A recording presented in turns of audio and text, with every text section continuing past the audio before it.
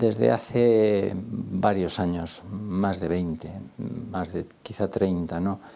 Creo que esta es la pregunta que tenemos que tener los cristianos y los padres y madres que quieren formar a sus hijos con unos valores firmes. Creo que tenemos que tener clavada en el corazón. Y que probablemente sea el primer reto educativo, es decir, ¿por qué mis hijos, que de pequeñitos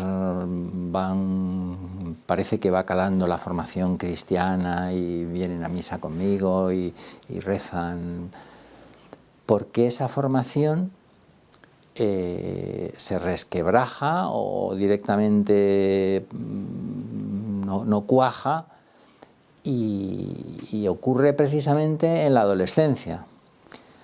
Yo he tenido amigos, yo me dedico, como soy cirujano, como tú has dicho, tengo amigos, compañeros en el hospital que a veces dicen, ¡ay, que no llegue la adolescencia! O sea, porque la gente, en vez de ver la adolescencia como un periodo precioso, donde los hijos empiezan a madurar y donde y del que todos los psicólogos dicen que depende tanto de la vida de los críos, pues casi le tienen miedo, ¿no? Entonces, esta tiene que ser una pregunta palpitante y yo me he planteado en este libro no puede ser que jóvenes cristianos resulte que en la adolescencia perdamos, creo que tiene que ser, cuando el Papa Francisco nos habla de la Iglesia en salida, pues la primera consecuencia de la Iglesia en salida es que los que son hijos de familias cristianas y gente sana y gente buena, pues no se descabalguen en esa edad, ¿no?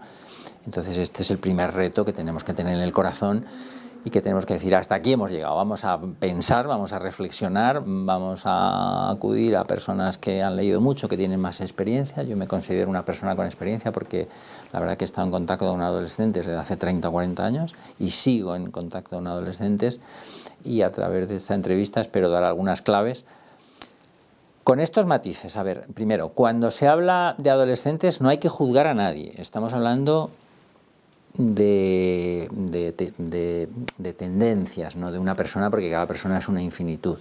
Segundo, cuando se habla de estas cosas se generaliza un poco, se hace un esquema.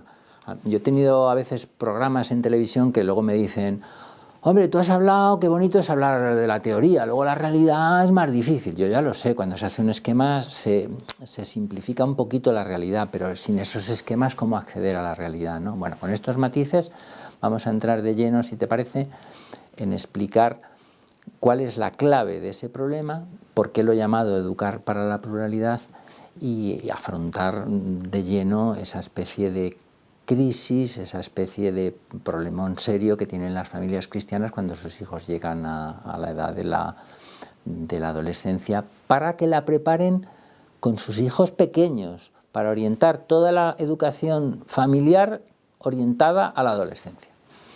O sea, ahí hay dos cuestiones, ¿no? La primera es que la clave es la siguiente, es decir, en el fondo ese fracaso que ocurre quizá cada vez con más frecuencia de la formación cristiana, etcétera, bien pensado podría ocurrir en la primera juventud, o podría ocurrir en la universidad, o podría ocurrir cuando la gente se casa, pero no, ocurre en la adolescencia, ¿no? Entonces, eso es lo que a mí me llevó a pensar, decir, bueno, si ocurre en la adolescencia, la clave debe estar en la propia adolescencia, por eso ocurre en ese periodo de la vida, ¿no?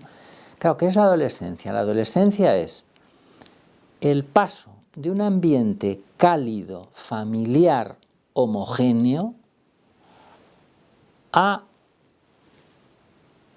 un ambiente heterogéneo, complejo, donde tienen que formar el grupo de amigos. Entonces, mi pregunta es la siguiente. ¿Han sido preparados los jóvenes, los chicos y las chicas, para salir de ese ambiente cristiano, bonito, familiar, homogéneo, cálido? ¿Han sido preparados para que de repente, en su proceso natural, que eso es la adolescencia, ¿no?, salen a un grupo y de repente se encuentran los niños y niñas con un ambiente distinto, a veces incluso que ridiculiza el ambiente familiar? No digo ya solamente en la panda de amigos y amigas, sino en las canciones que los adolescentes están siempre oyendo, bueno, adolescentes y preadolescentes están siempre oyendo canciones en la tele, en internet y tal. Y de repente se encuentran, ahí va, lo que me han dicho en casa no ocurre fuera, pero nadie me lo ha explicado. Y entonces viene la soledad del adolescente. Mi libro, Educar para la Pluralidad, es un libro sobre la soledad profunda del adolescente, porque un adolescente no puede estar solo. Yo no me he encontrado adolescentes malos, porque toda la vida pues no les ha dado suficientes sustos o suficientes problemas como para ser malos.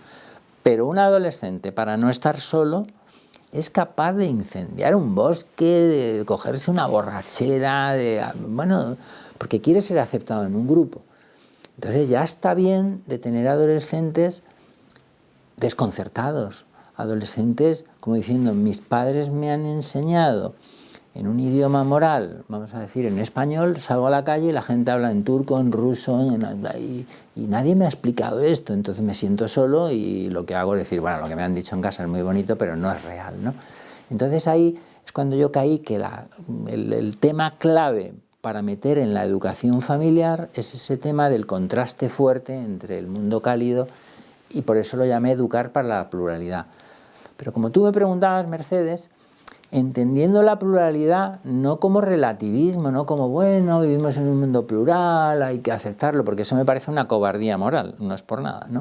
Entendiendo la pluralidad desde una óptica muy cristiana, que es además una de las cosas preciosas del cristianismo, y es que cada persona tiene derecho a montar su mundo moral, aunque esté equivocado, y un cristiano tiene que respetar la conciencia de otra persona, que es como un sagrario, aunque esté equivocada, aunque piense lo contrario que nosotros.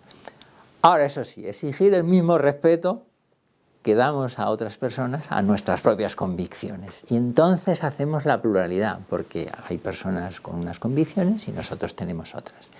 Cuanto más lejos estén ellos de nuestras convicciones, pues más cariño ponemos, porque intelectualmente estamos muy separados, y eso lo hemos aprendido en nuestra familia, ¿no?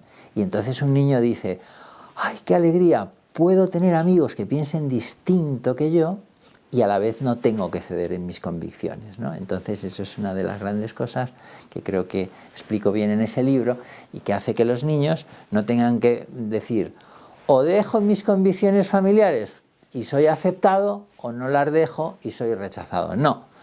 Educar para la pluralidad es no dejar tus convicciones cristianas, es más, estar muy orgulloso de tu familia y a la vez querer a tus amigos que tienen otras convicciones, respetar sus convicciones porque cada conciencia es un sagrario y exigir el mismo respeto a las tuyas. Eso a los chicos y chicas les hace un bien, pero claro, todo eso tiene que formar parte de la educación familiar. Cuando hablo de estas cosas digo, en el fondo hay que cambiar 4 cosas: el modo de educar, el ambiente familiar, el estilo familiar y luego algunos contenidos tienen un poquito más de importancia, ¿no? Entonces, cuando hablo del modo familiar, me gusta contar una anécdota de mi propia educación. Digo, mira, a mí mi padre me educó diciendo, Iván, cuando empecé a ir al instituto, cuando empecé ya a entrar en la preadolescencia, me dijo, Iván, en el mundo hay chicos buenos y chicos malos. Vete con los buenos y no te vayas con los malos. ¿Por qué? Porque el ambiente de España, de los años 70, era un ambiente homogéneo. Entonces yo tenía amigos muy golfillos, pero ellos mismos sabían que lo que hacían no estaba muy bien, ¿vale? Porque compartíamos un mundo moral común. Eso es lo que ha cambiado, por eso yo llamé a mi libro Educar para la Pluralidad, desde que ahora mismo sobre Dios, sobre la ética, sobre la Iglesia, sobre la verdad, sobre la familia, sobre cualquier punto importante de la vida, hay como 2 culturas, y muchas veces en colisión, sobre la sexualidad, sobre todo, ¿no? Entonces, ahora lo que me dijo a mí mi padre, que a mí no me fue tan mal, ahora no sirve, ahora hay que educar. Cuando decía, hay que cambiar el modo de educar, pues en 2 cosas. 1, hay que educar en una identidad cristiana muy fuerte, muy fuerte, muy fuerte, porque si no, a los niños se los lleva el viento de las teorías culturales. Las modas culturales son muy difíciles de no seguirlas, a lo que tú hayas sido educado en una identidad cultural cristiana, preciosa, fuerte, que en tu familia te hayan educado para ser el santo del siglo XXI, la santa del siglo XXI, con una ilusión, con un orgullo, con unos... Quizá de esta crisis de predominio del relativismo cultural, los cristianos deberíamos sacar una idea, y es que o nos educan para ser santos o nos lleva el viento. Eso es lo más bonito que tiene esta crisis de la cultura, pienso yo, ¿no? Entonces, el último capítulo de mi libro es la principal consecuencia de esta crisis cultural profunda, y la principal consecuencia, cuando uno ha entendido bien qué es educar para la pluralidad, es formar a los hijos en una identidad cristiana cada vez más esculpida, cada vez más... Y luego aprender a querer a todo el mundo, sin juicios morales, traer a los amigos a casa, respetar otros modos de pensar, pero exigir, bueno, lo que hemos hablado antes, ¿no? Pero la segunda consecuencia es que ahora a un chico, a una chica, hay que educarle en lo nuestro y explicarle lo otro.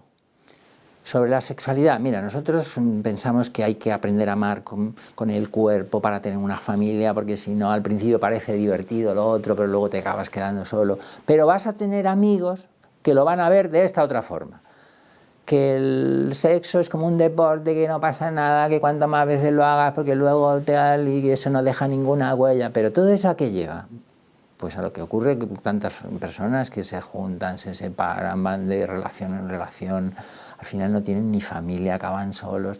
Entonces tú vas a tener un montón de amigos así, pues los tienes que querer, tal. Entonces les has explicado el modo personalista de la sexualidad cristiana, del amor, de la familia, tal, y les has explicado el modo posmoderno sobre el amor, las relaciones, tal, lo que sale en internet, lo que sale en las películas, lo que ven en las series y tal. Y entonces un joven cristiano pues ya sabe lo que se va a encontrar, amigos de un lado y amigos de otro, y entonces ya no se desconcierta, que es lo que te decía al principio, que muchos jóvenes cristianos pierden la fe por ese desconcierto de salir en la adolescencia a un mundo heterogéneo que nadie les ha explicado.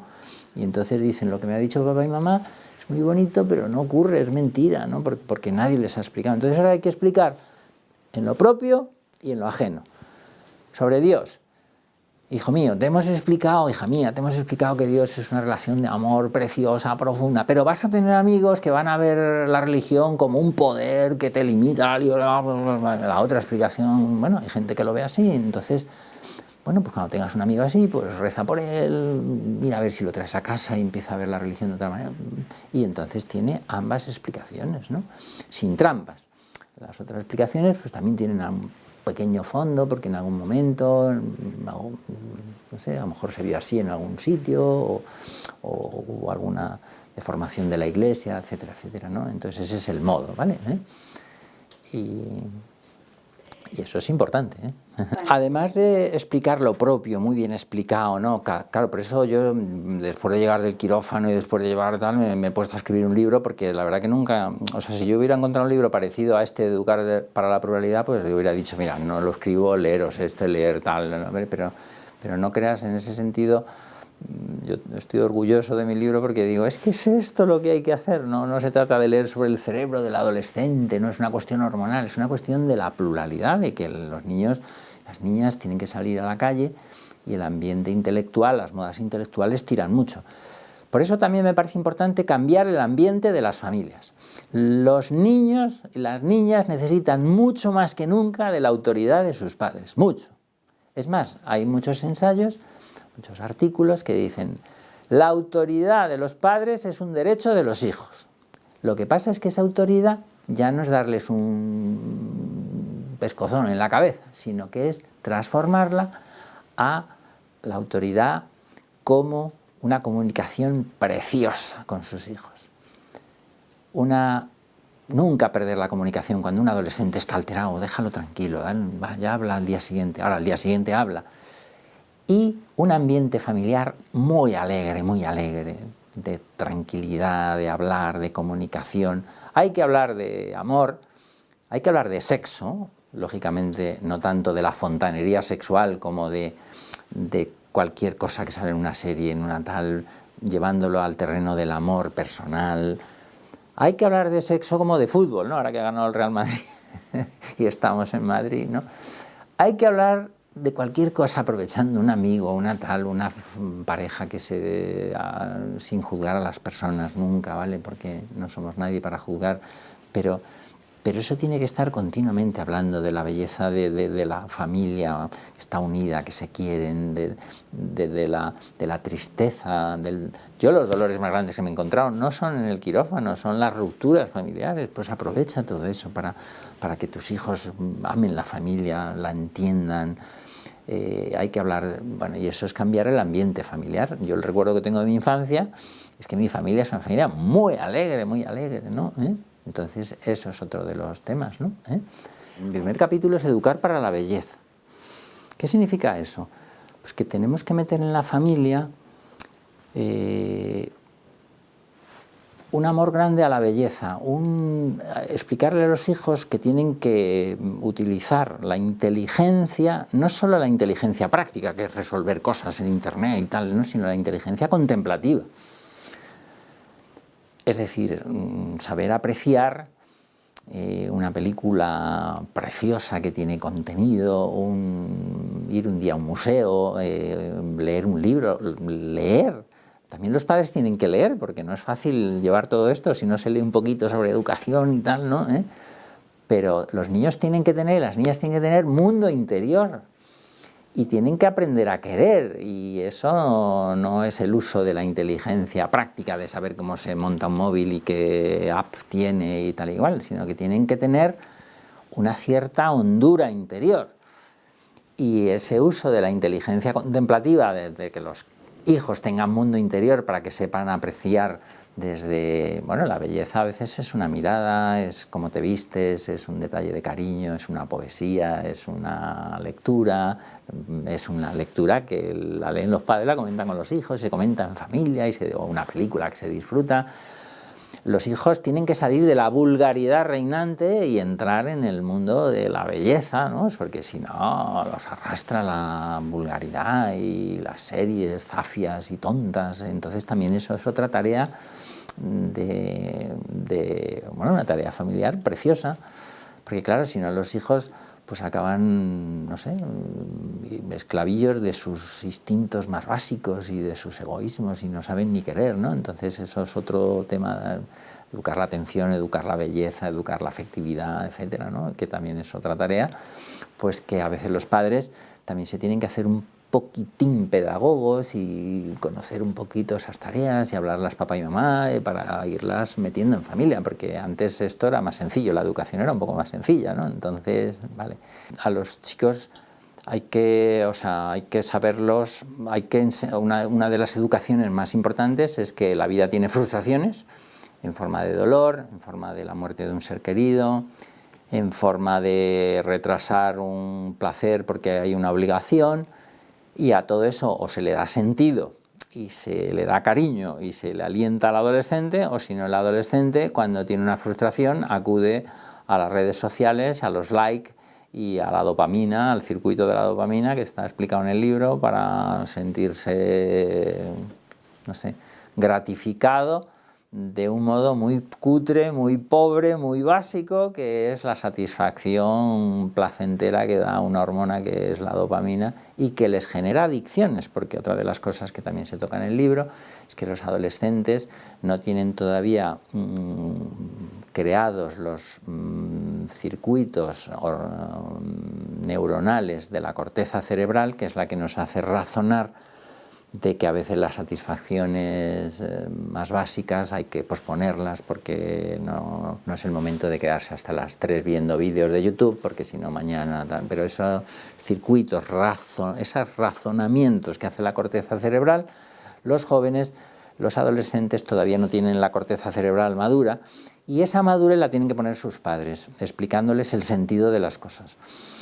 Y el sentido de las cosas, muchas veces el cristianismo tenemos como, no sé, como la paleta perfecta del pintor para darle razones que le dan sentido, que te unen a Cristo, que te unen a la Virgen, que te unen a los santos, que te unen, bueno, y que los niños, por cierto, los niños viven en un mundo espiritual precioso, en que los padres a veces no lo saben. Los adolescentes viven en un mundo espiritual precioso, que los padres no lo saben. Los adolescentes, de modo natural, salvo que ya les haya llegado una carga brutal que les ha metido en una moda y tal, viven en un ambiente pudoroso, precioso. Yo cuando exploro un adolescente son los primeros pacientes que cuidan el pudor y que son, bueno, es con los que más tienes que cuidar el pudor. Todo esto es lo normal, ¿no? A no ser que luego ya Hollywood, con ese discurso tonto, decimonónico, romántico, trasnochado, los haya arrasado, ¿no? Pues esto es así, ¿no? Entonces yo creo que cuando se cuidan todas estas cosas, a mí el capítulo que más me gusta quizá del cómo educar para la pluralidad, cuando te decía Mercedes que hay, aspectos de la formación que ahora cobran especial peso, es el que titulo Educar para el amor. Entonces, en Educar para el amor resulta que, claro, la adolescencia también es la edad del amor, ¿no? La edad de que empieza a madurar la sexualidad, la afectividad y que los niños las chicas empiezan a enamorar y claro, todo eso, bueno, hay que hacerse un poquito expertos y es un tema que encima a los niños ahora viven en una época de pansexualismo, bueno, y vamos a decirlo clarito, ¿no? A veces incluso de catequesis de las... no sé, del colectivo LGTBI, ¿no? Porque en los colegios públicos, bueno, a veces es muy agresivo y les llega un adoctrinamiento que la verdad que no es, bueno, que es contrario a la, no, fíjate, no voy a decir a la doctrina cristiana, sino al modo personalista de ver las relaciones afectivo-sexuales de la persona, ¿vale? Entonces yo tengo un capítulo ahí precioso que explica que, bueno, que cualquier familia, ya no digo que sea cristiana, pero si es cristiana, tiene que explicarle a los hijos que hay dos modos de entender el amor. Uno es personalista, une al uso de la sexualidad la afectividad, la moralidad, la ética, la fidelidad, el construir una familia es como el fondo precioso, la fecundidad, etcétera, ¿no? Y además resulta que todos los estudios psicológicos dicen que la gente que es feliz es la gente que construye en relaciones sólidas, interpersonales, ¿no? Eso da la felicidad en la vida, ¿no? Eso, hay un montón de estudios psicológicos que lo refuerzan, ¿no? Y el otro es lo contrario, ¿no? Lo que, bueno, pues no se puede mantener relaciones fieles y lo que hay que hacer es buscar el placer y esto es como un juego, como un deporte, tú lo usas y si te cansa, pues o te dejan, pues te duchas y ya se te olvida y al siguiente y tal, ¿no? Pero claro, yo la verdad que creo que hay que decidirse o uno u otro, porque desde luego si uno es verdadero, el otro es mentira, y si el otro es verdadero, el otro es mentira, ¿no? Y mi experiencia me dice que el verdadero es la sexualidad, ¿no? La sexualidad es explicada, unida a la afectividad, unida a la moralidad y con el horizonte de la familia y, bueno, eso es lo que yo he vivido en mi familia, que se me cae la baba a mí hablar de mi familia, de mi madre que todavía la tengo viva y de lo que yo he vivido, ¿no? Lo que tenemos que tener en el corazón todo es decir, bueno, ya está bien de que un adolescente llegue a la adolescencia y de repente se encuentre un mundo muy complejo que nadie le ha explicado, ¿no? Ahí es donde tenemos nosotros que decir, venga, los padres cristianos y los catequistas, tal, tenemos que saber exponer con una belleza seductora nuestro cristianismo, porque es un tesoro, ¿no? Ahora, para eso tenemos que explicarle lo nuestro y lo otro. Y lo otro sin trampas, también explicándole los valores, porque una ideología, si la sigue la gente, algo tendrá de bueno, no puede ser todo malo, ¿no? O sea, porque a veces yo también he oído explicaciones sobre lo que no es cristiano como, no sé, como muy bobas, como muy básicas, como muy tontas, como si aquello fuera tan malo, que el que lo siga es que es imbécil o mala persona, y no es así, ¿no? Hay gente pues que solamente ha recibido eso y que, bueno, y que, oye, ponte tú en su lugar, su familia rota, ha recibido una educación, de pequeño tuvo un trauma porque el cura del pueblo no sé qué, y encima, bueno, pues hazlo tú mejor, ¿no? O sea, como una actitud sin juicios, comprensiva, pero luego valorando tú lo tuyo, ¿no? Y entonces no nos encontraremos, pues eso, ¿no? Claro, y todo eso hay que prepararlo desde, no voy a decir desde el biberón, pero casi, ¿eh? O sea, orientando toda la educación familiar a la adolescencia. Esto es como, no sé, como un ejército. Si tú preparas a los militares y cuando llega la guerra salen corriendo, pues esto es preparar a los hijos para que cuando llegue la adolescencia sigan siendo los santos del siglo XXI. O sea, unas personas enamorar de su cristianismo, enamorar de su estilo familiar, de su identidad cristiana, de su identidad familiar, y disfrutar mucho de los hijos y disfrutar mucho de de este mundo que tiene un montón de cosas buenas, que yo muchas veces digo, mira, yo no me cambiaría, yo no me iría al siglo XIX, pero ni de broma, ¿no? ni al siglo XX, vamos. O sea, creo que estamos en un mundo que tiene muchísimas cosas buenas, quizá en una crisis cultural, pero crisis cultural que se puede explicar, porque solo amando el siglo XXI se puede transformar el siglo XXI, lo que no se ama no se transforma, ¿no? Y para eso hay que estar alegres, comprenderlo y afrontarlo con toda la gracia de Dios que la tenemos y bueno, yo creo que mi libro transmite mucha esperanza, ¿no?